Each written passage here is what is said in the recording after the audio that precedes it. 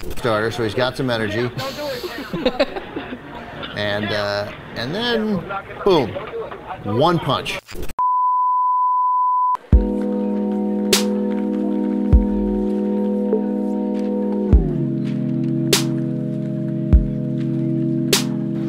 Salut à toi, c'est Chinois de la boutique Ricans. Aujourd'hui, je vais parler encore une fois des combats de rue, de comment se défendre avec la boxe anglaise. J'en avais parlé dans une vidéo précédente que je te conseille de checker dès maintenant. Et dans cette vidéo, je vais te expliquer plusieurs points qui te permettront de te défendre dehors, en cas de danger bien sûr, avec la boxe. J'oublie aussi, n'oublie pas de t'abonner à la chaîne Ricans via les boutons qui sont en dessous et surtout n'hésite pas à t'inscrire à la newsletter dans la description pour avoir de multiples conseils que je donne, des conseils exclusifs que je donne et afin de rejoindre d'autres boxeurs en quête de plus d'apprentissage. Donc voilà, on y go. Donc dans cette vidéo, je vais te faire plusieurs points de comparaison entre les boxeurs et non-boxeurs et te montrer la grande efficacité de ce sport pour te défendre et non, là je parle pas pour faire le kéké ou autre, mais te prouver que la boxe est vraiment le sport. Si tu souhaites par exemple avoir un peu plus confiance en toi ou autre, c'est vraiment le sport à faire pour acquérir des compétences de combat rapidement. D'ailleurs, une chose aussi à savoir, c'est que un bon nombre de grands boxeurs pieds-points ont dû se performer dans des salles de boxe anglaise pour vraiment accroître leur niveau de percussion, en tout cas au niveau des points. Et c'est vraiment une chose à savoir, même lorsque tu combats en général, la première chose que tu fais, c'est ou attraper ou frapper. Mais en général, c'est vraiment frapper.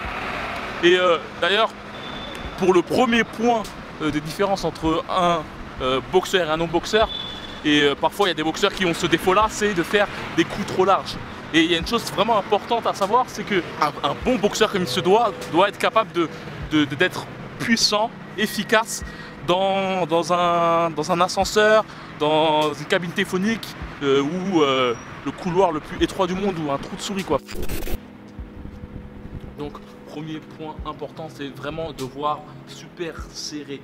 Beaucoup de personnes ont tendance quand ils se battent de faire des gros coups à la guillotine, des gros trucs super larges. C'est vraiment intéressant pour être percutant. Néanmoins, pour être efficace, et ce que la boxe peut te permettre, c'est vraiment d'être super cloisonné dans l'envoi de tes coups. Quand tu vois bien la chose, il suffit simplement de faire de petits gestes pour faire mal quoi. Pas besoin de vraiment visser les coups. Un coup comme ça, ou comme ça par la suite. Simplement ce genre de petits gestes en n'oubliant pas que tout vient des appuis peut te permettre de sonner ton adversaire.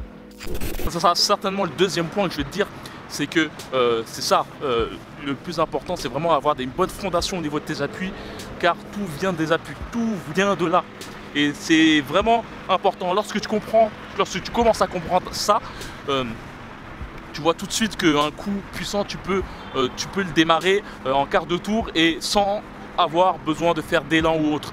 Direct, tu peux envoyer directement un uppercut puissant, un crochet puissant ou une droite puissante en étant tout à fait statique. D'ailleurs, tu as déjà eu l'occasion certainement de voir des vidéos où des mecs sont en train de se parler et tout d'un coup un mec déclenche un coup et bam, KO.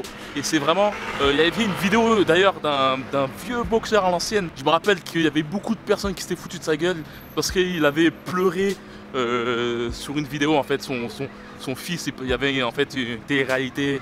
Il parlait avec son fils et il se mettait à pleurer. Still love you.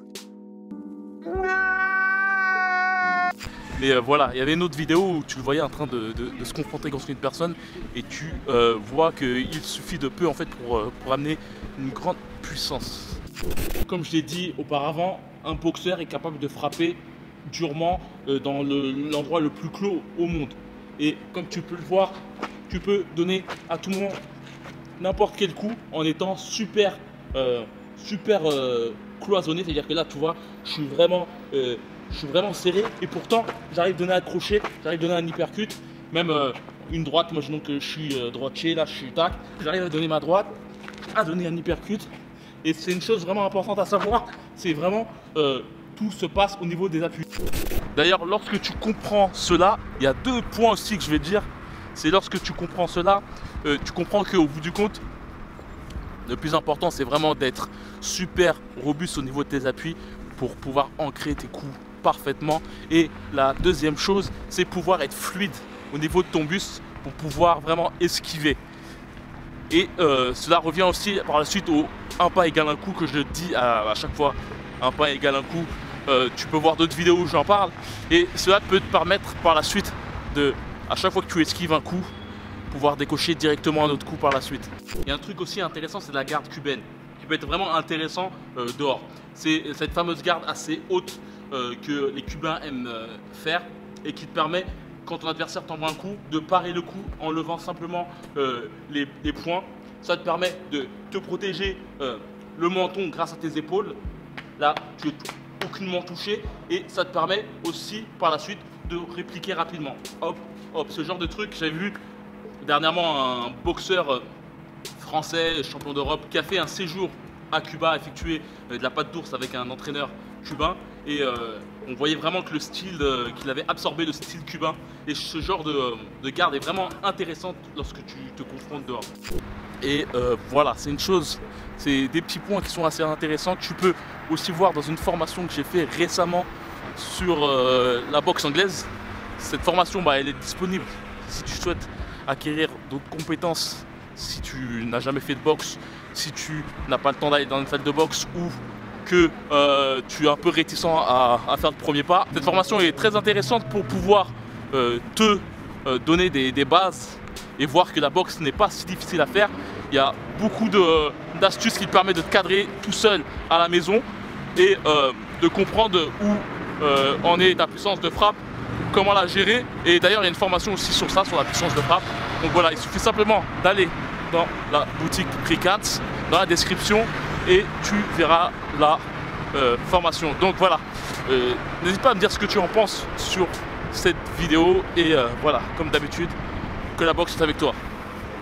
They're coming very close with those hard punches, but not landing. They are not landing. Oh, right hand by Lockwood, and Mayweather is down. The champion Mayweather is down in this opening round. He's not getting up. He's not getting up. We've got a new champion.